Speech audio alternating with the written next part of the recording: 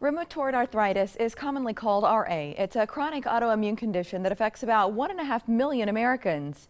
It causes joint inflammation, pain, stiffness, and swelling throughout the body. Actress Megan Park has never talked about her own experience publicly. Today that's changing. She joins us now. Megan, good morning. It's nice to see you.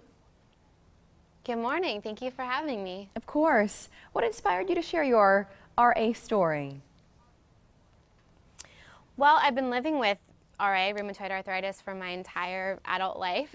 So it's obviously something that's really close to me and it affects me every single day. And my mom actually also has RA. So it was when I was given the opportunity to sort of speak about my experience and hopefully help other people living with RA, I jumped at it. What are some of the common misconceptions, do you think, that you've noticed that you'd like to share? I think the most common misconception when I tell people that I have arthritis is that they're like, oh, I thought only like my grandparents or older people could get that. But it's actually not true. You can be any age and get rheumatoid arthritis. There's 1.5 million Americans living with it of all ages today. How do you manage it? Because you're young, you're very active. Of course, we see you in a lot of projects. So what do you do? It's a day-to-day sort of check-in process, honestly. You know, that's the strange and funny thing about rheumatoid arthritis is it's different every single day, at least for me.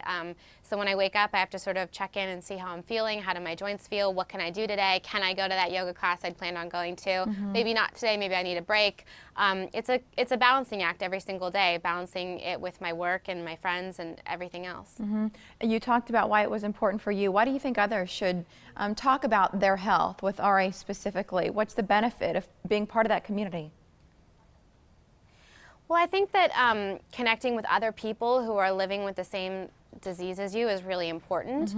It's also great to educate yourself and to be your own advocate, you know, when you go into the doctor's office, to be able to really explain to them how you're feeling, what you're able to do and what you're not able to do, so you can get the best possible care. And that's sort of what we're talking a lot about on the chat that we're doing on June 15th with Joint Decisions, is we're really empowering people to share in the decisions that they make for their health care that's going to impact their entire life. You mentioned yoga and exercising. A lot of people who have RA, they might skip some of that physical activity, but why is it important for you to keep that in your life?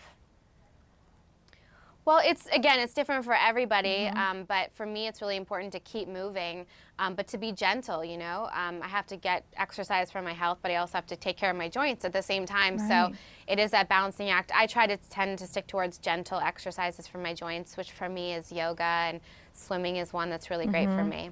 Good idea. Professionally. Gotta use it or you lose it. No, we get that. Professionally, any projects happening that maybe we should keep an eye out for in the coming months or year or so? Yeah, I just finished a movie in Vancouver called Ungodly Acts, and then I have a movie coming out later this year called Room that is based on the book, which is a bestseller. It's a great book. I was a big fan of it. With William H. Macy and Brie Larson. I'm really proud to be a part of it, and about to jump into something else. So it's been busy and fun. Good for you. The website, jointdecisions.com. Megan, thanks for joining us today. We appreciate your time and wish you the best. Thank you so much. Thank you. Many of us have baseball on the brain right now, except for one fan who's ready for football. That's up in our picture of the day.